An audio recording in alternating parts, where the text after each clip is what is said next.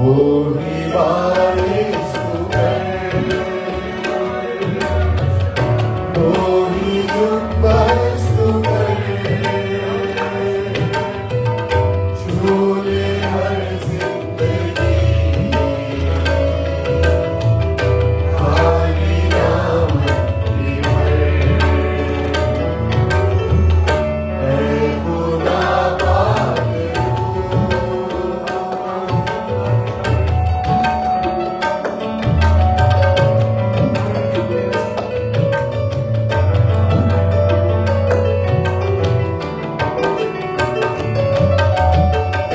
मानता हूँ सभी अपनी कमजोरियाँ मानता हूँ सभी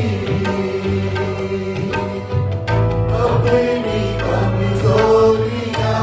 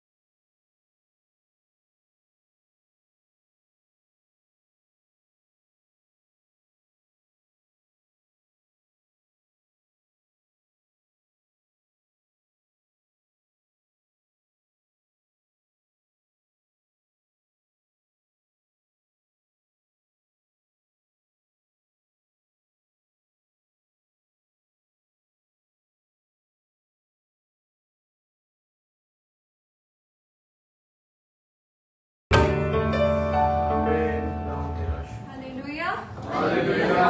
मत्ती उसके 8वें बाब में एक मौजे का जिक्र है। सबसे पहला मौजा जो खुदावन यीशु मसीह करते हैं, मैं उसकी दूसरी और तीसरी आयत आपके साथ पढ़ती हूँ। और देखो, एक कोढ़ी ने पास आकर उसे सजदा किया और कहा, ऐ खुदावन, अगर तू चाहे तो मुझे पाक साफ कर सकता है। उसने हाथ बढ़ाकर उसे छुआ और कहा, मैं चाहता हूँ तू पाक साफ हो जा। वो फौरन कोढ़ से पाक साफ हो गया। आज खुदावन यीशु मसीह आपको और मुझे छूना चाहता है।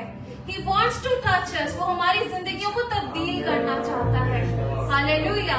लेकिन ये हमारे ऊपर है कि हमारा ईमान कितना है। क्या हम खुदावन के पास जाते हैं कि खुदावन मुझे तेरी जरूरत है, मुझे छू, मेरी ये मुश्किल है, मुझे छू, मुझे पाक साफ कर। आज इस गीत के दौरान हम अपने आप को खुदावन के हाथों में देते हैं, कहते हैं, खुदावन तू हमें छू। हालेलुया। मेरे जीवन को छू, यीशु छू मेरे जीवन को छू। यीशु छू यीशु छू यीशु छू यीशु छू यीशु छू मेरे जीवन को छू यीशु छू यीशु छू यीशु छू यीशु छू यीशु छू मेरे जीवन को छू यीशु छू यीशु छू यीशु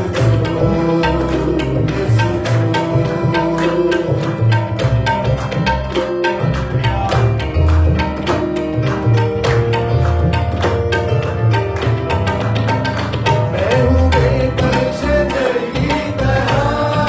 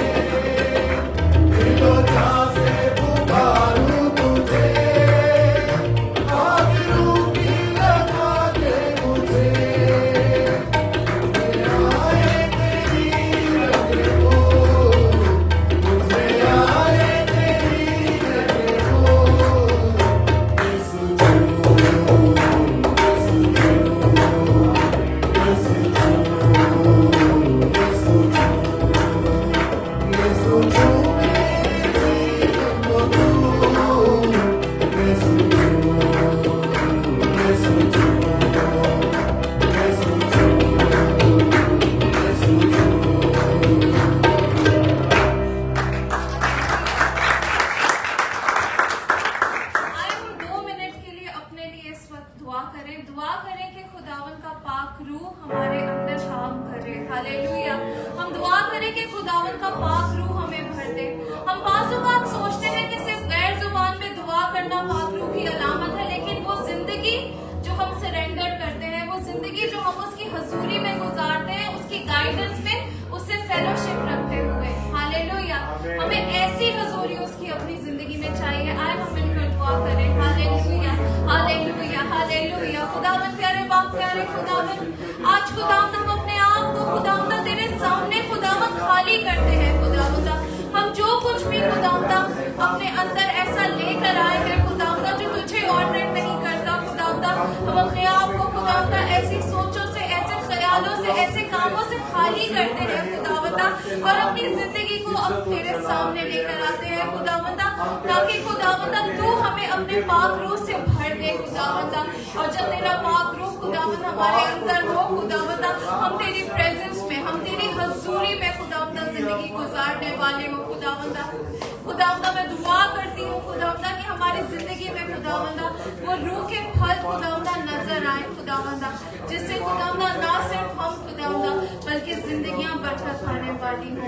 हालेलुया। खुदावन तेरा शुक्र हो। यीशु के नाम में सब कुछ मांगते हैं, वाले हैं। आमीन। हम रस्तश में आगे बढ़ेंगे, गीत गाएंगे, पाक रूह से भर दे मुझे।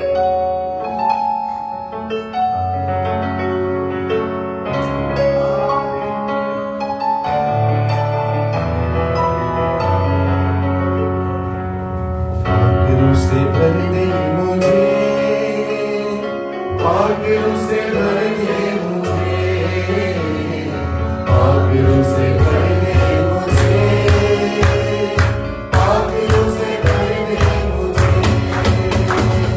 जहाँ भी मैं जाऊँ गीत तेरे गाऊँ, जहाँ भी मैं जाऊँ गीत तेरे गाऊँ, ऐसा यीशु कर दे मुझे।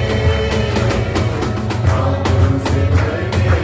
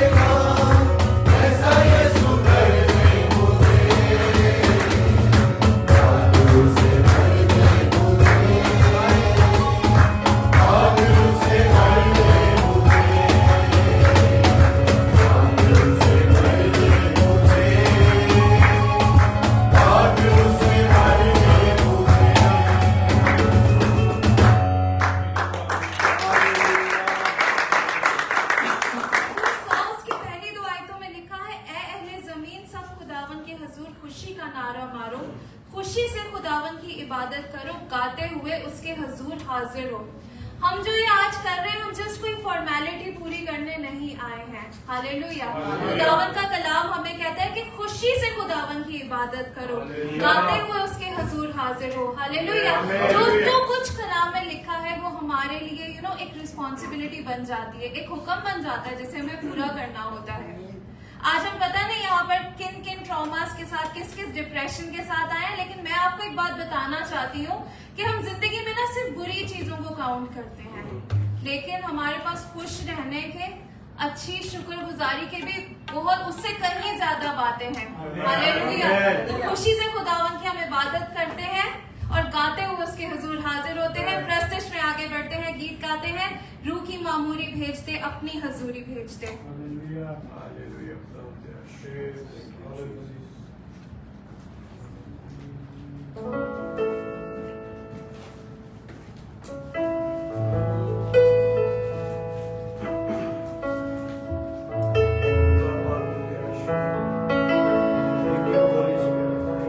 रूह की मामूरी भेज दे, आज अपनी हजूरी भेज दे। रूह की मामूरी भेज दे,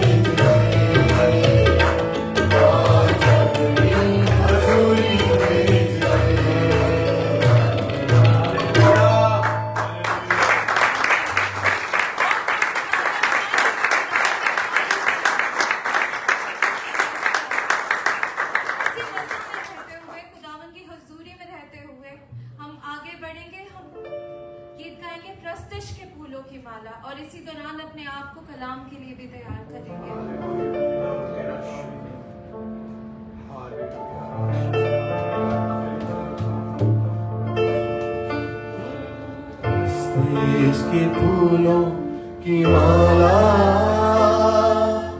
लाते हैं हम, लाते हैं हम। देश के फूलों की माला लाते हैं हम, लाते हैं हम। शुक्रगुजारी के रंग में सुलाते हैं हम, लाते हैं हम। देश के फूलों की माला लाते हैं हम, लाते हैं हम।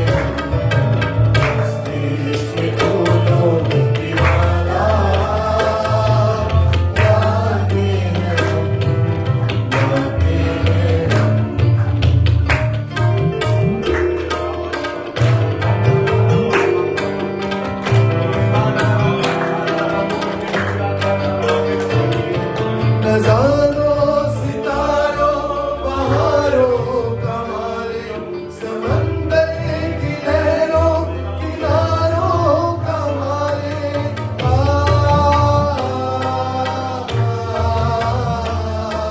हजारों सितारों बहारों का मालिक, समंदर की लहरों किनारों का मालिक। ये फूलों के रंग जो सजाते गुलिस्तां, रंगों तरंगों उमंगों का मालिक। ज़मीन में तेरे जड़ी को झुकाते हैं गाते हैं हम, शुक्रिगुज़ारी तेरा दिल में सुनाते हैं गाते हैं देश के फूलों की माला लाते हैं गाते हैं गाते हैं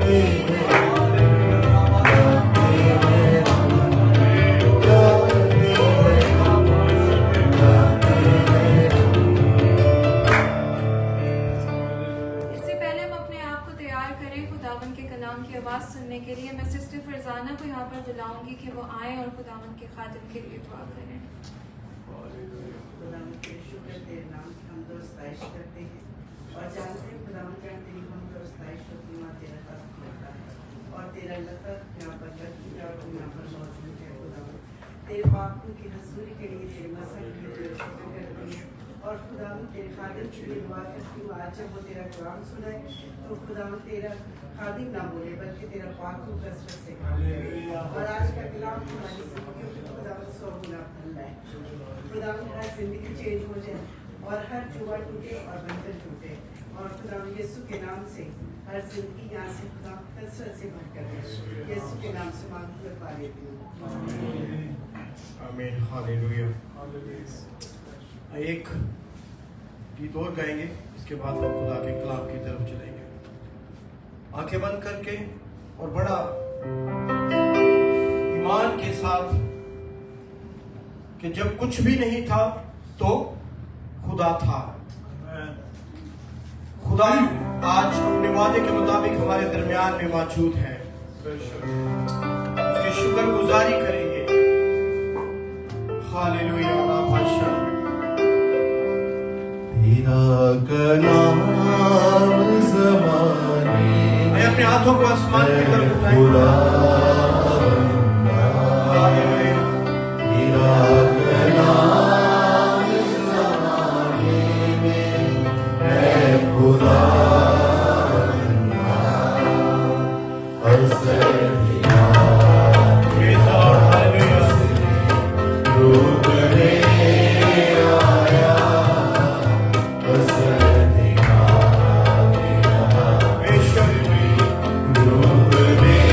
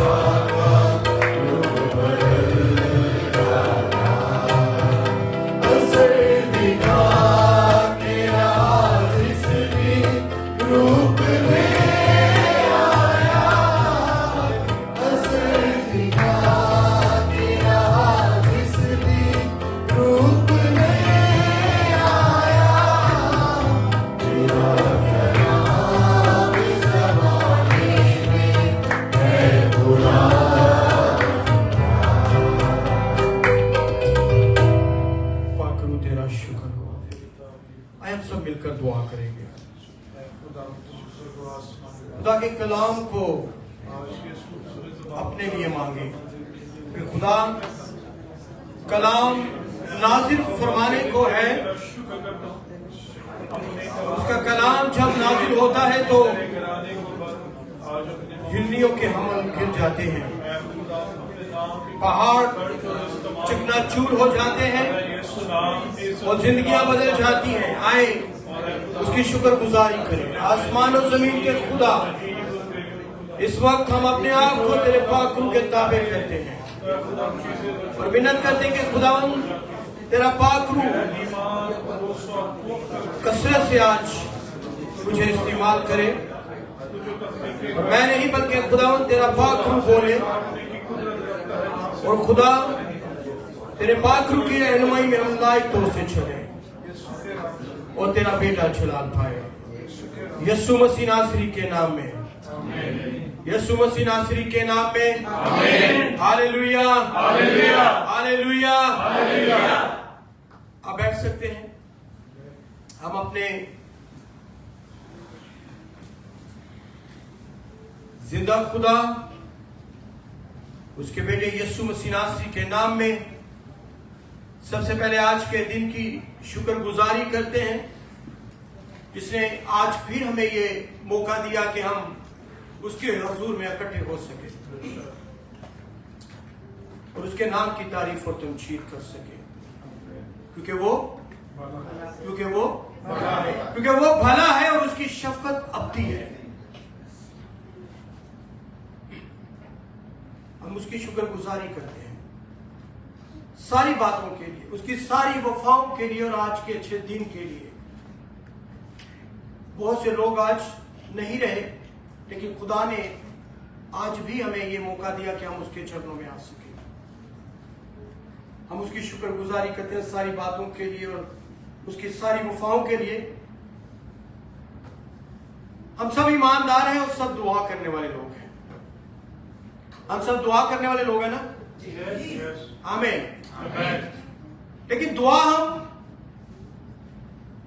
कितने ईमान से और कितने यकीन से और कितने भरोसे से करते हैं।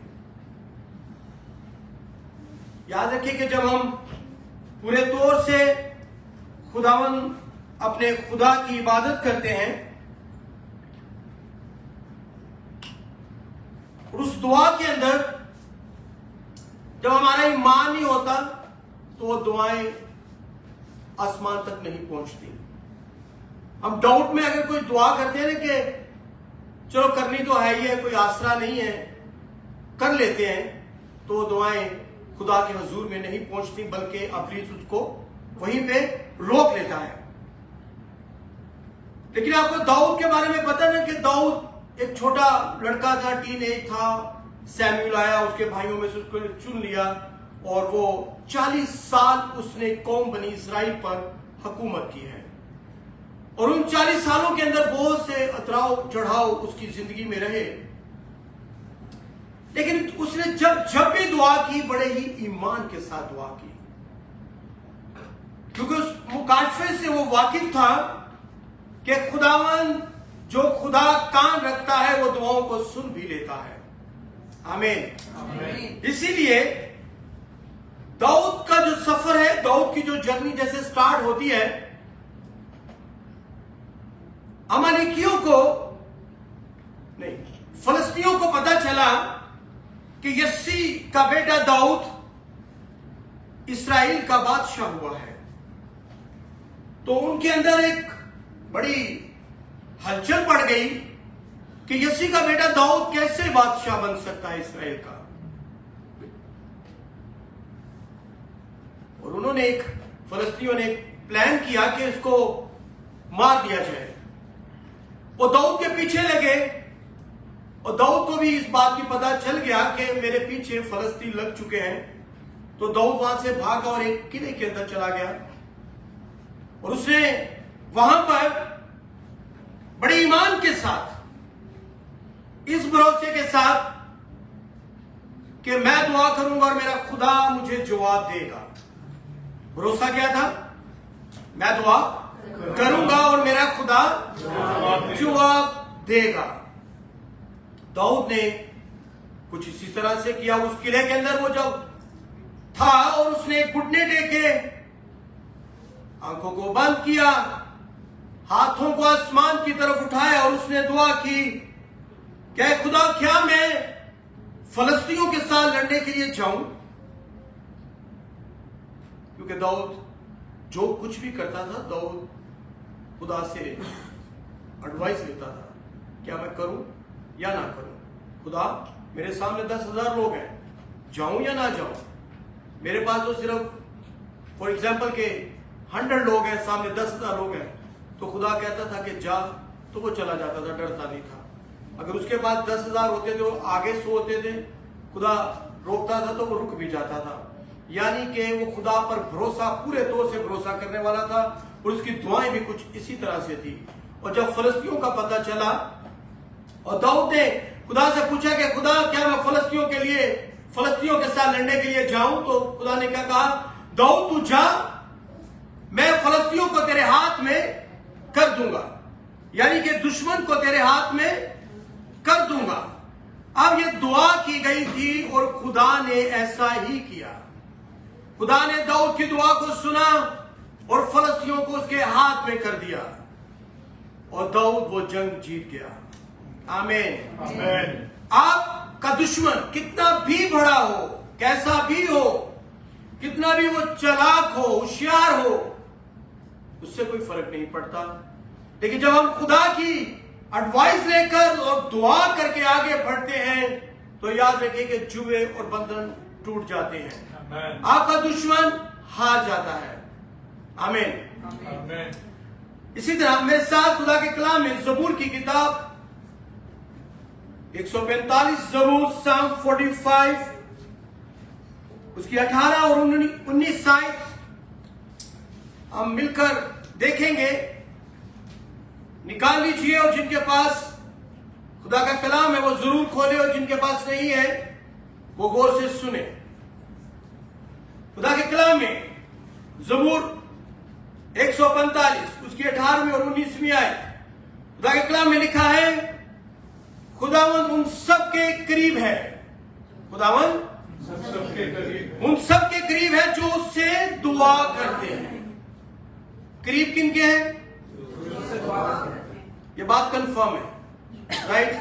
क्योंकि खुदा के कलाम में लिखी गई है और लिखा गया है कि खुदावंद उन सबके करीब है जो उससे दुआ करते हैं, यानी उन सबके जो सच्चाई से दुआ अच्छा जो करीब है, जो दुआ करते हैं, खुदा उनके क्या है?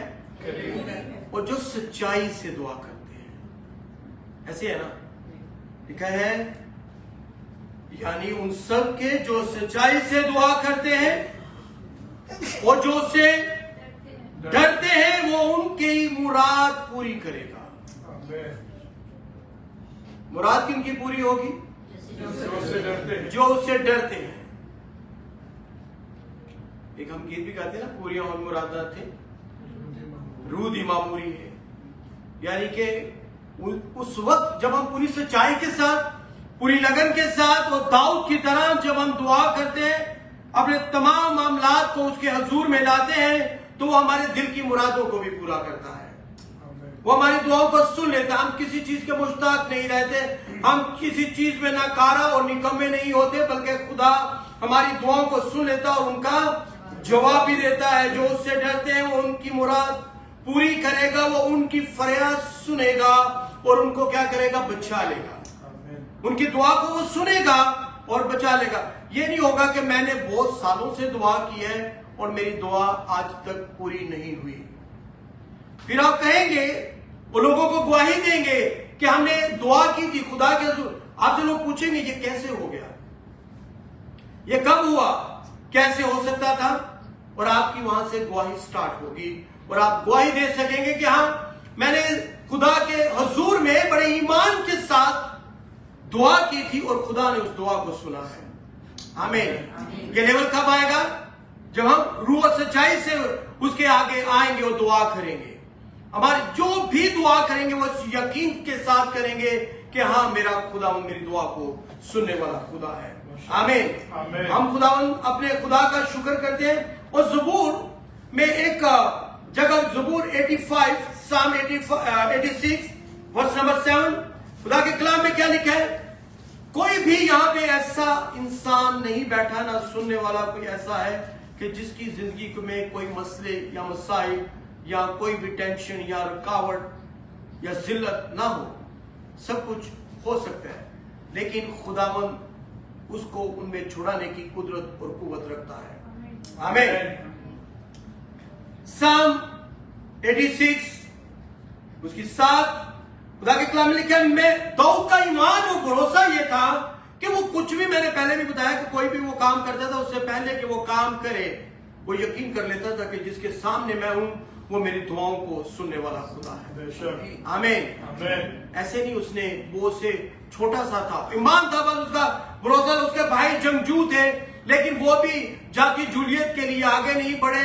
40 दिन तक वो ललकार रहे कि कोई है इस्राएल में से कोई आके मुकाबला करे, लेकिन एक छोटा सा बच्चा आता है, उसका यकीन क्या, उसका ईमान क्या है कि उसने भी पहले घबराया, वो होगा, लेकिन उसने कोई ना कोई, मुझे ऐसा लगता है कि कहीं ना कहीं उसने किसी पत्थर पर टेक के अपना सर और घुटनों को झुकाकर उसने दुआ की होगी कि खुदा मैं तो नहीं जानता, लेकिन वो तेरे फौजों की फजीयत करता है, वो तेरे आगे तेरे लोगों को ललकार रहा है, लेकिन मैं चाहता हूं यीशु मसीह नासरी के नाम में। और वो गया और खुदा उसने जाति जूलियत को आप जान देंगे गिरा दिया था। और अब यहां पे वो कह रहा है, तो क्या कह रहा है कि मैं अपनी मुसीबत के दिन मैं अपनी यानी कि मुसीबत, दाऊद बादशाह था, किसी चीज की कमी नहीं, ताकतवर था, दुआ करने वाला था, लेकिन यहां पर क्या लिखा है कि मुसीबत में वो भी था। आज अगर मुसीबत आए तो हमें घबराना नहीं, बल्कि क्या करना है? क्या करना है? दुआ करनी। कौन से ईमान के साथ? बड़े ईमान के साथ के खुदा सुन लेता है। आमीन। क्या मैं अपनी मुसीबत के दिन तुझसे दुआ करूंगा क्योंकि तू मुझे, कहते हैं कि मैं दुआ करूंगा और तू मुझे क्या करेगा? यानी कि कोई दूसरा खुदा ऐसा नहीं है कि जो आपको आकर जवाब दे दे। उसने कहा कि मैं फलस्तीनियों के साथ क्या लड़ने के लिए जाऊं, और खुदा की आवाज को उसने सुना। खुदा के कलाम में अगर आप जब पढ़ना चाहें तो जाकर पढ़ भी सकते हैं, और खुदा के कलाम में लिखा है ये कि दाऊद तू जा और उनको मैं तेरे हाथों में कर दूंगा। आमीन। आमीन। इसीलिए यहां पर ये भी यही लिखा है कि मैं अपनी मुसीबत के दिन तुझसे दुआ करूंगा क्योंकि तू मुझे जवाब देगा। ये बात 100% कंफर्म उस वक्त होती है कि जब हम ईमान के साथ उसके आगे आते हैं, उसके आगे झुक जाते हैं और दुआ करते हैं और वो जवाब ना दे। वो खुदा हो ही नहीं सकता। एलिया ने क्या किया था? एलिया ने कि जब कहा कि जो बाल की जो पूजा करने वाले हैं वो भी आ जाए और मैं भी आऊंगा, तुम भी, तो उससे वो ज्यादा थे और वो अकेला था। उसने कहा कि तुम मांग लो, पहले तुम्हारी कुर्बानी कबूल होती है या मेरी? उनकी कुर्बानी कैसे कबूल हो सकती थी? क्योंकि वो तो खुदा की पूजा नहीं करते थे, बल्कि वो बाल की पूजा करने वाले लोग थे। लेकिन जिंदा खुदा की पूजा करने वाला, जिंदा खुदा के आगे झुकने वाला एलिया एक ही था, और उसने कहा कि आज पता चल जाएगा कि किनका खुदा जिंदा खुदा है। एलिया ने वहां पर दुआ की और आग नाजिल हुई और वो कुर्बानी कबूल की गई। आमीन। और एलिया के बारे में जब हम ईमान की बात करते हैं तो एलिया ने बड़े बड़े काम किए। आगे चल के हम देखते हैं। और याद रखें कि जो दुआ नहीं करते और जो सिर्फ समझते हैं कि शायद हमारा टाइम वेस्ट हो रहा है। आपको पता है कि अय्यूब के जो दोस्त थे उनके बारे में लिखा गया है कि अय्यूब की किताब उसका 8वां बाब उसकी 13वीं आयत में लिखा है, ऐसे ही उन सब की राहें हैं। किनकी राहें? जो दुआ नहीं करते। ऐसे ही उन सब की राहें हैं जो खुदा को भूल जाते हैं। खुदा को भूल जाने का मतलब यही है कि जब हम दुआ नहीं करते हम भूल जाते हैं कि हाँ कोई है।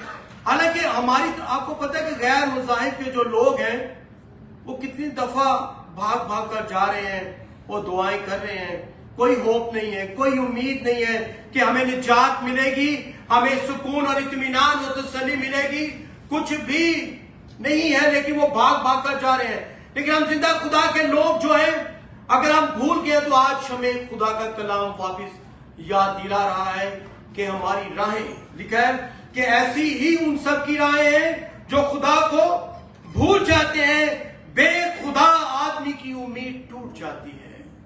किनकी? बेखुदा आदमी की उम्मीद जो है वो टूट जाती है। बेखुदा कौन है? बेखुदा वही है जिनको अपने पे भरोसा नहीं, अपने खुदा पर भरोसा नहीं है, क्योंकि वो खुदा पर यकीन कर ही नहीं रहे, वो दुआ कर ही नहीं रहे। अगर दुआ करेंगे तो याद रखें कि आपके दिल की मुरादें, आप हमारे दिल की मुरादें बहुत सी हैं, हमारी ख्वाहिशें बहुत सी हैं, लेकिन वो पूरी नहीं हो रही। अगर पूरी होनी भी चाहती है तो प्लीज पूरा होने नहीं देता। इसीलिए ना उम्मीद नहीं बनना, बल्कि लिखा है बेखुदा आदमी की उम्मीद टूट जाती है। जिनको भरोसा, दुआ कौन करेगा? दुआ तो वही करेगा ना जिनको पता है कि खुदा है, और सिर्फ खुदा है ही नहीं बल्कि खुदा सुन लेने वाला खुदा है। आपको जब पता चलेगा कि हाँ खुदा सुन लेने वाला खुदा है, तो फिर दिल की मुरादें पूरी होंगी, फिर वो काम होंगे। हन्ना के पास कोई भी नहीं था, सवाए हस्बैंड के अलावा कोई भी नहीं था। वो रो रही थी, वो चला रही थी, वो शर्मिंदगी का भी सामना कर रही थी, क्योंकि उसके सोतन के पास औलाद थी, उसका आदमी उससे प्यार करता था, लेकिन कुछ नहीं था। लेकिन हन्ना के लिए लिखा है कि हन्ना ने जब ईमान के साथ दुआ की तो एक के बाद 7 हुए। कितने? 7। बोले सैमुअल हुआ, सैमुअल पैदा हुआ, सैमुअल के बाद भी औलाद पैदा हुई। खुदा ऐसा खुदा है क्योंकि उसने ईमान के साथ दुआ की थी।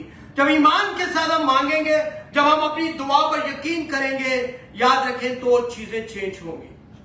आमीन। चीजें बदल जाएंगी। आमीन। उदासी के नाम नहीं, चीजें बदल जाएंगी। चीजें बदल सकती हैं। जब हम ईमान के साथ दुआ करेंगे तो ऐसा पॉसिबल है, क्योंकि हम किसी आम खुदा के साथ सामने नहीं, या किसी बुत के सामने नहीं, बल्कि जिंदा खुदा के बेटे यीशु मसीह नासरी के आगे झुकने वाले लोग हैं। आमीन। और सबसे बड़ी बात पता क्या है? अब पिछले दिनों लास्ट वीक ही, शायद संडे ही था, मुझे चर्च के बाद रात को तकरीबन 8:30-9 बजे मैं एक मुस्लिम फैमिली की तरफ गया। दुआ करने के लिए उन्होंने बुलाया। उनके आदमी को स्टंट डाला था, हार्ट पेशेंट था वो, तो उन्होंने मुझे बुलाया। मुझे जाने का जब मौका मिला तो यीशु के नाम से मुझे बात याद आ गई, इसलिए मैं आपसे शेयर करना चाहता हूं कि वहां पे मैंने कहा कि मैं एक इंसान हूं, इंसान होकर आया हूं, लेकिन जिस नाम से और जिस ईमान से मैं आता हूं वो बड़ा है। आमीन। मैंने कहा कि मैं आता हूं यीशु मसीह नासरी के नाम से, जो बड़ा है और जो काम करने वाला खुदा है, और जो मौजूद का खुदा है, और जिसके वसीला से सब कुछ मुमकिन है। आमीन। क्योंकि करने वाला कौन है? खुदा का बेटा यीशु मसीह नासरी। क्योंकि उसने कहा कि तुम मेरे नाम से जो कुछ मांगोगे वो तुम्हारे लिए हो जाएगा। मुमकिन है ना? Hallelujah, hallelujah. उसके नाम से जो कुछ हम बात से जब मांगते हैं वो हमारे लिए हो जाता है, क्योंकि खुदा के कलाम में लिखा है कि मांगोगे तो जरा थोड़ा जोर से मांगोगे तो खटखटाओ तो ढूंढो तो पाओगे। ये सारी चीजें मुमकिन है उसके लिए जो ईमानदार इस तरह से दुआ करता है कि मेरी दुआ सुनी जाए। हमें दुआ तो करनी ही करनी है, लेकिन हमारे इस ईमान के साथ करनी है कि हाँ मैं दुआ करूंगा। हमारा यकीन, बिलीव, भरोसा यही होना चाहिए कि मैं जो दुआ करूंगा वो कबूल हो जाएगी। खुदा ने बुजुर्गों को रखा है, खादमों को रखा है, पास्टर्स को रखा है। हम भाग भाग कर कहते हैं कि आए दुआ करें, आप दुआ करें, आप दुआ करें, लेकिन आपकी बात में भी उतना ही वजन है। आपकी दुआ भी उतनी ही सुनी जाएगी जो एक खादम की सुनी जाती है, क्योंकि आपका राब्ता जो है वो डायरेक्ट है। किसके साथ? खुदा के साथ आपका राब्ता डायरेक्ट है। आप जब दुआ करेंगे और वो बात आपके लिए मुमकिन है और हो जाएगी। इसी तरह जब हम देखते हैं कि हम जब अपने हाथों को बुलंद करते हैं, जब हम दुआ करते हैं तो खुदा सुन लेता है। अमालेकियों के साथ, पता है कि जब मूसा इसराइलियों की जब लड़ाई हो रही थी तो मूसा काफी ज़ईफ हो गया था, बूढ़ा था, और उसने अलीशा को आगे भेजा लड़ाई में कि तू जाके लड़। और वो लड़ने के लिए जब वो और उसके लोग गए तो खुदा के कलाम में लिखे कि मूसा दुआ कर रहा था। पूरे दिन से सुबह से लड़ाई शुरू हुई, काफी टाइम हो गया, और वो एक टाइम ऐसा आया कि उन्होंने वो हारने लगे, इसराइली हारने लगे थे, और मूसा भी थक चुका था दुआ करके, खड़े होके हाथों को उठा उठाकर। लेकिन मूसा को जब खुदा के आगे उसने दुआ की और उनको पता चला कि जब मूसा के हाथ ढीले होते हैं तो वो हारना शुरू कर देते हैं, लेकिन जब मूसा के हाथ जब उठते हैं तो वो जीतना शुरू कर देते हैं। पता ये चला कि हाथ उठाना फतेहमंदी की अलामत है। आमीन। आमीन। आमीन। हाथ कौन उठाते हैं? जीते हुए लोग। रेसलिंग देखिए ना, जब जो पहलवान जीता है, जो रेसलर जीता है, उसका फौरी हाथ खड़ा किया जाता है कि ये जीता हुआ है। इसी तरह जब खुदा के लोग इस ईमान के साथ दुआ करते हैं कि हाँ मैं ये दुआ करने लगा हूं, ये पूरी होगी, ये कबूल होगी, तो वो दुआ सुनी जाती है। और वहां पे लिखा कि जब मूसा इतना थक चुका था और जब उसने देखा कि ये तो जंग हार जाएंगे, तो वो मूसा को एक पत्थर दिया और उसके ऊपर मूसा बैठ गया, और हारून ने और हूर ने उसके हाथों को, मूसा के हाथों को बुलंद रखा था कि ताकि ये लड़ाई जीती जा सके। और दुआ में जोर इसलिए था कि हाथ किसी तरफ उठे थे? खुदा की तरफ उठे थे। और जो हाथ खुदा की तरफ उठते हैं, जो घुटने खुदा के आगे झुक जाते हैं, जो सर उसके आगे झुक जाते हैं, और इस ईमान से जब दुआ होती है कि हाँ मेरा खुदा मेरी दुआ का जवाब देगा, तो जवाब आता है। आमीन। आमीन। क्योंकि हमने खुदा के कलाम में से एक बात को अभी पढ़ा था कि दाऊद कहते हैं कि मैं अपनी मुसीबत के दिन तुझसे दुआ करूंगा क्योंकि तू मुझे जवाब देगा। जवाब हमारा क्या काम है? हमारा काम है दुआ करना, हमारा काम है बीज बोना, और सरफराजी उसी की तरफ से है। आमीन। इसीलिए हम जब अमालेकियों को इसी तरह से फिर जो है मूसा ने और उसके लोगों ने, इसराइलियों ने हिराया था, क्योंकि उसके हाथ बुलंद किए गए थे। अय्यूब की किताब उसके 15 बाब उसकी 34वीं आयत में लिखा है, क्योंकि बेखुदा लोग, कौन से? बेखुदा लोग। तो जो कीजिए, लिखा है क्योंकि बेखुदा लोग की जमात बेफल रहेगी। बेफल कौन रहेगा? बेखुदा जो लोग हैं, यानी वो लोग जो दुआ नहीं करते। हम अपने खुदा का शुक्र अदा करते हैं। अगर आज कोई भी सुनने वाला या बैठा हुआ बेखुदा है, ठीक है, क्योंकि बेखुदा लोग की जमात, बेखुदा लोगों की जमात बेफल रहेगी। वो कोई भी काम करेंगे, वो काम पाए तक मील तक नहीं पहुंचेगा। वो जहां भी जाएंगे शर्मिंदा हो जाएंगे। वो जिस हाथ चीज को भी, एक मुहावरा है ना कि मट्टी को भी हाथ लगाओ तो वो सोना हो जाती है। लेकिन बेखुदा जो लोग हैं, जो खुदा पर भरोसा नहीं करते, वो सोने को भी हाथ लगाएंगे तो क्या हो जाएगा? वो मट्टी बन जाएगी। इसीलिए बेखुदा लोग, लिखा कि बेखुदा लोगों की जमात बेफल रहेगी। अगर फलदार होना चाहते हैं तो उस समय हरे दरख्त के साथ अवस्था होना पड़ेगा जहां पे फल लगता है। आमीन। फिर खुदा के कलाम में लिखा है कि जहां तू जाएगा, जहां तेरे पांव का तलवा टिकेगा, वहां पे बरकत आएगी, वहां पे लोग आजाद और बहाल और खुशहाल होंगे। लेकिन जो बेखुदा लोग, बेखुदा याद रख लें कि वही लोग हैं जो दुआ नहीं करते। अगर मैं पूछूं कि कौन कौन लोग हैं जो दुआ करते हैं, मैं हाथ दे सकता हूं। आमीन। आबा बरकत लोग हैं। आपकी दिल की मुरादें खुदा के बेटे यीशु मसीह नासरी के नाम में पूरी होंगी। आमीन। लेकिन याद रखें, जो दुआ नहीं करता वो बेखुदा है। उसका क्यों? अगर उसका खुदा हो तो वो अपने खुदा के आगे आए, वो अपने खुदा के आगे झुके और ईमान के साथ दुआ करे कि हाँ खुदा तू जिंदा है और तू दुआ को सुनने वाला, तू मेरी दुआ को सुन। और खुदा उनका उत्तर देगा, खुदा जवाब देगा, क्योंकि खुदा के लोग जो है वो कभी भी बेफल नहीं रहते। और हम आज भी, आज के दौर में जब इतना फास्ट ये वक्त चल रहा है, लेकिन आज भी बहुत सारे लोगों को जब दुआ के लिए कहा जाए वो शर्मा जाते हैं। ये शर्म बाकी कामों में नहीं, बाकी काम हम भाग भाग कर, बाकी कामों में हम नाराज भी हो जाते हैं कि हमें बताया नहीं गया, मौका नहीं मिला, हमें कुछ ऐसा, हम नहीं जाएंगे अभी, हम ये नहीं करेंगे, वो नहीं करेंगे। लेकिन दुआ के लिए आज भी किसी को कहा जाए तो बहुत सी जिंदगी ऐसी हैं जो शर्मा जाती हैं, क्योंकि शर्म जो है वो खुदा की तरफ से नहीं है बल्कि इब्लीस की तरफ से है। और वो हमारे मुंह को खोलने नहीं देता, वो हमारी जुबान को, हमारे होंठों को खुलने नहीं देता। और कुछ लोग ऐसे भी हैं कि जब वो बहुत सी दुआ करते हैं, वो दुआ करने में प्राउड हो जाते हैं, है ना, कि मैं दुआ करने वाला हूं और सामने वाला दुआ करने वाला नहीं है, तो इसीलिए वो उसका थोड़ा सा मिसयूज भी करते हैं। इसीलिए इस बात के को गौर करने के लिए मेरे साथ मत्ती की इंजील उसका 6वां बाब निकाल लीजिए। मैं आपके सामने पढ़ूंगा मत्ती की इंजील उसका 6वां बाब और उसकी 5वीं, 6वीं और 7वीं आयत मैं खुदा के कलाम में से आपके सामने पढ़ूंगा। अगर आप दुआ करते हैं बहुत अच्छी बात है, अगर आप शर्माते हैं तो आपको शर्माना नहीं चाहिए।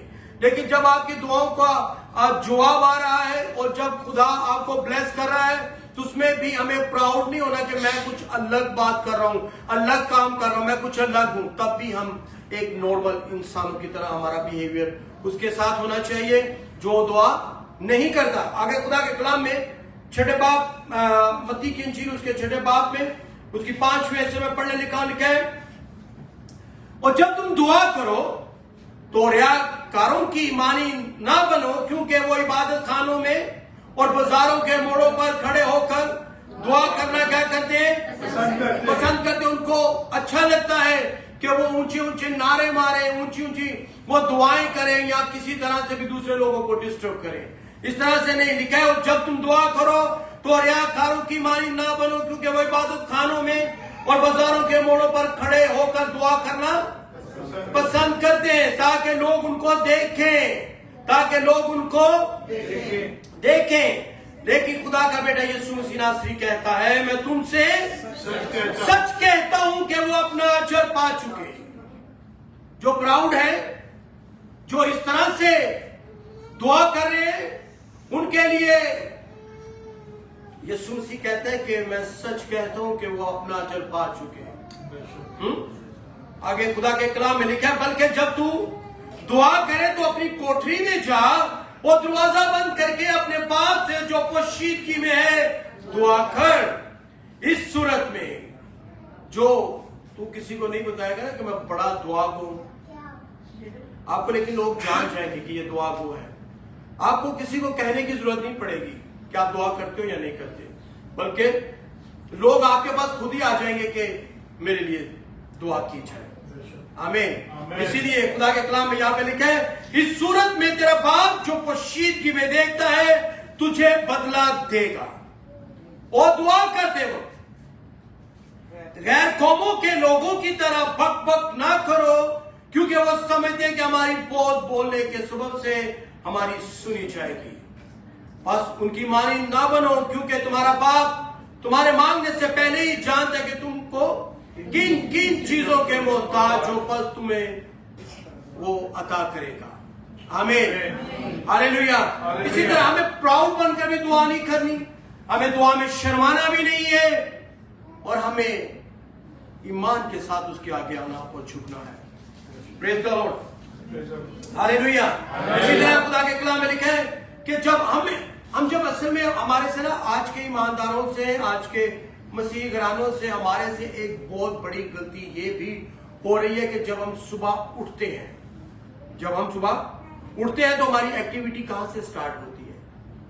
क्या हम जैसे ही उठते हैं हम दुआ करते हैं, या हम अपनी फिक्रों में पड़ जाते हैं, या अपना मोबाइल अपने हाथ में ले लेते हैं, या पुरानी जिंदगी में जो रात में से गुजरी थी उसी में से, ठीक है, आप कुछ भी करते होंगे, लेकिन हमारे दिन का आगाज यीशु मसीह नासरी के नाम से शुरू होना चाहिए। आमीन। ताकि हम उस ईमान में, ताकि हमारे लिए चीजें बन जाएं, जो रुकी हुई हैं वो चलना शुरू हो जाए।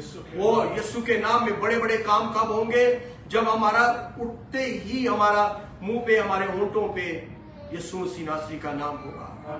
और क्योंकि यीशु मसीह की जिंदगी में भी ऐसा था, एक मैं बस पढ़ूंगा, मरकस की इंजील उसका पहला बाब उसकी 35वीं आयत में लिखा है, गौर से सुने आप सिर्फ, बेशक ना पढ़े, सुने। लिखा है कि ये यीशु मसीह की जिंदगी है, क्योंकि यीशु मसीह हमारा कौन है? हीरो है ना। हमारा हीरो कौन है? यीशु मसीह हमारा हीरो है। हमें उसको फॉलो करना है, उसको देखना है, उसकी सलीब को तकना है। और उसकी जिंदगी में क्या था? ना तो वो सुबह 10 बजे, 12 बजे, 1 बजे उठता था, लेकिन जब भी वो उठता था वो दुआ करता था, और दुआ से अपने बाकी कामों को वो पूरा करता था। और उसके बारे में खुदा के कलाम में लिखा है, मरकस की इंजील उसका पहला बाब उसकी 35वीं आयत में लिखा है, और सुबह ही दिन निकलने से बहुत पहले, यानी कि हमारा दिन जो है वो हम समझते हैं जब सूरज निकलता है तो दिन शुरू हो गया, राइट। लेकिन लिखा है कि उससे भी पहले, और सुबह ही दिन निकलने से बहुत पहले वो उठकर निकला और एक वीरान जगह में गया और दुआ की। किसने? ये किसकी जिंदगी है? ये यीशु मसीह की जिंदगी है। और यीशु मसीह भी आज यही चाहता है कि उसके, क्योंकि वहां पर खुदा के कलाम में ये भी लिखा है ना कि तुम मेरे साथ एक घड़ी भी जाग ना सके। इसीलिए खुदा के कलाम में हमें ये बात मिलती है कि हमारा दिन का आगाज जो है वो कैसे होना चाहिए? दुआ के साथ होना चाहिए, और ईमान वाली दुआ के साथ होना चाहिए। और खुदा, आपको बताऊं, एक दुआ हमें, पहला तवारीख उसका 4था बाब है, 4था या 5वां, वो दुआ मुझे यूबेस की दुआ याद आ रही है।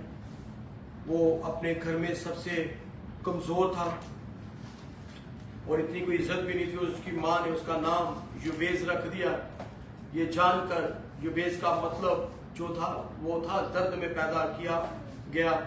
और यूबेस जब नाम रखा गया तो अब मुझे लगता है कि वो वाकई उसके एरिया के जो बच्चे होंगे वो उसको चढ़ाते होंगे यूबेस यूबेस कहकर कि इसका नाम यूबेस है। और उसकी माँ ने नाम ही उसका इसलिए रखा था कि इसको उसने दर्द से जन्म दिया था। लेकिन उसकी खास बात जो है, उसने बड़े ईमान के साथ दुआ की और उसने खुदा से कहा, क्या इस्राएल के खुदा तू आ और मुझे वाकई बरकत दे।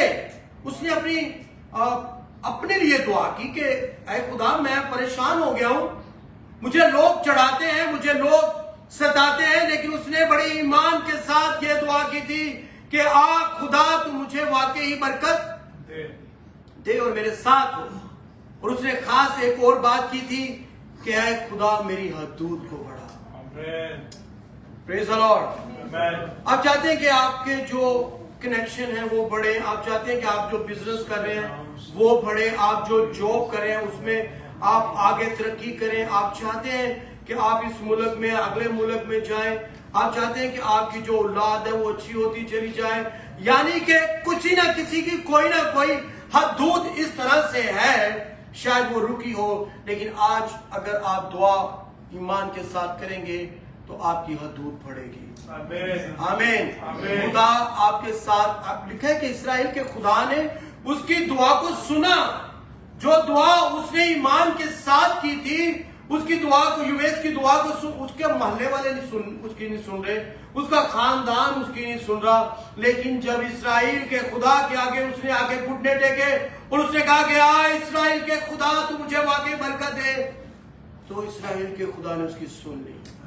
आमीन। आपकी कोई नहीं सुनेगा, कोई भी एक सिंगल, ना आपका भाई, ना आपकी बहन, ना माँ, ना बेटा, ना बाप, ना रिश्तेदार, या किसको समझते हैं आपके सामने वाला रुपए पैसे वाला वो सुन लेगा या डॉक्टर सुन लेगा, कोई नहीं सुनेगा। एक ही है और उसका नाम यीशु मसीह है। जब उसके आगे आप झुकेंगे, आएंगे, ईमान के साथ दुआ करेंगे, वो आपके सुन लेगा। आमीन, हालेलुया।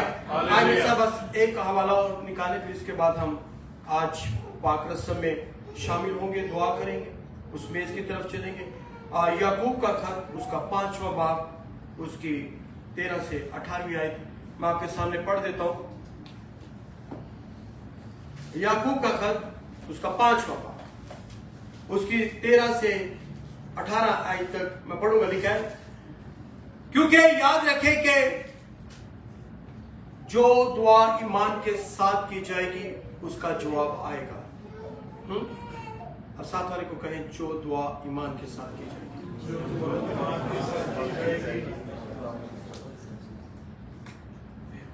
खुदा के कलाम में लिखा है, मगर ऐ मेरे भाइयों, सबसे बढ़कर ये कि कसम ना खाओ, ना आसमान की, ना जमीन की, ना किसी और चीज की, बल्कि हाँ की जगह हाँ करो और नहीं की जगह नहीं, ताकि सजा के लायक ना ठहरो। 13वीं आयत से खास तो जो चाहता हूं आपकी, अगर तुम में कोई मुसीबत ज्यादा हो तो क्या करें? दुआ करें। क्या लिखा है?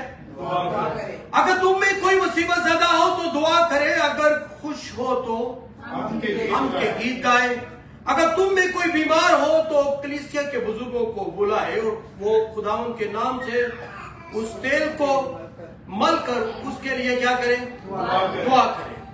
जो दुआ, कौन सी दुआ?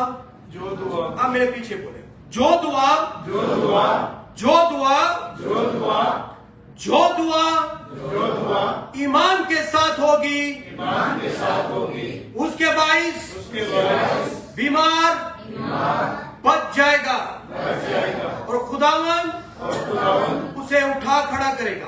और अगर उसने अगर उसने गुनाह किए हो गुनाह किए हो तो उनकी भी तो उनकी भी मुआफी हो जाएगी। माफी हो जाएगी। आमीन। आमीन। अब दुआ का असर क्या है कि जो तुम दुआ करोगे बीमार बच जाएंगे। कौन से बीमार? जिनका टेम्परेचर है, ये बुखार, हर वो बीमार जो दुआ नहीं करता वो भी बीमार है। आप दुआ करेंगे तो वो जिंदगी बच जाएगी। आमीन। आमीन। हर वो बीमार जो कर्जे में है, जो लानतों में है, ये सारी बीमारियां ही है ना, ये ऐसी स्पिरिट्स हैं जो कर्जे की सूरत में आ जाती हैं, जो लानतों की सूरत में आ जाती हैं, जो लड़ाई झगड़े की सूरत में आ जाती हैं। और वो बीमार लोग हैं जो झगड़ा करवाते हैं, जो झगड़ा करते हैं, जो नशे में है, जो टेंशन में है, जो जिल्लत में है, जो रसवाई में है, वो सब बीमार हैं। हम फिजिकली बीमारी को ना देखें कि अगर हम में कुछ हो गया है तो उसके लिए दुआ की बात नहीं है। हम क्या सीख रहे हैं कि ईमान के साथ जो हम दुआ करेंगे वो हमारी दुआ कबूल हो जाएगी। फिर मैं एक दफा पढ़ने लगा हूं, अगर तुम में कोई बीमार हो तो कलीसिया के बुजुर्गों को बुलाए और वो खुदावंद के नाम से उसको तेल मलकर उसके लिए दुआ करे। जो दुआ ईमान के साथ होगी, जो दुआ ईमान के साथ होगी, जो दुआ ईमान के साथ होगी, उसके बाइस बीमार बच जाएगा और खुदावंद उसे उठा खड़ा करेगा। और अगर उसने गुनाह किए हो तो उनको भी मुआफी हो जाएगी। बस तुम आपस में एक दूसरे से अपने गुनाहों का इकरार करो और एक दूसरे के लिए दुआ करो ताकि शिफा पाओ। रास्तबाज की दुआ के असर से बहुत कुछ हो सकता है। एलिया हमारा हम तबीयत इंसान था, उसने बड़े जोश से दुआ की, महीना भर से चुनाचा 3.5 बरस तक जमीन पर मी ना बरसा। फिर उसने दुआ की तो आसमान से पानी बरसा, जमीन में पैदावार हुई। आमीन। दुआ एलिया की तरह जब होगी तो क्या होगा? 3.5 साल। कितने? 3.5 साल। हर साल बारिश की जरूरत होती है, हर साल, क्योंकि अनाज वहीं से आता है, खेती बाड़ी वहीं से आती है। अब जब सैलाब आया हुआ तो पता ना कितना लॉस हो रहा है। तकरीबन 1400 जो इंडिया पंजाब में, वो तकरीबन 1000 के करीब अपने पाकिस्तान पंजाब में जो फसलें हैं, जो गांव हैं, वो तबाह हो गए हैं। इसीलिए आप सोचो कि 3.5 साल जब एलिया ने दुआ की 3.5 साल जब मींह नहीं बरसा, खुश्क साली थी, मींह नहीं बरसा, वो जो दरिया थे वो भी सूखना शुरू हो गए, कोई फल नहीं लग रहा था, कोई सब्जियां नहीं आ रही थी, खेती बाड़ी नहीं हो रही थी, कितनी तकलीफ का सामना था। लेकिन खुदा के एक बंदा एलिया ने दुआ की थी, लेकिन जब एलिया ने वापस दुआ की तो सब कुछ बहाल हो गया। आमीन। जब हम दुआ करेंगे किसके साथ करेंगे? ईमान के साथ, तो हमारी दुआएं कबूल होंगी। आमीन। आए अपने कदमों पे खड़े हो और शुक्रगुजारी करनी शुरू करें और उसे दुआ करें, उसे एक ही दुआ करें कि खुदा मेरे ईमान को बढ़ा, खुदा मेरे ईमान को बढ़ा। और एक बात याद रखें कि जो यूब के किताब में हमने पढ़ा है, क्योंकि बेखुदा लोगों की जमात बेफल रहेगी। किनकी जमात? बेखुदा। लेकिन हमारा खुदा तो है। आमीन। हमारा खुदा तो यहोवा यरी है और हमें मुहैया करता है और हमारे दरमियान में मौजूद है। हालेलुया।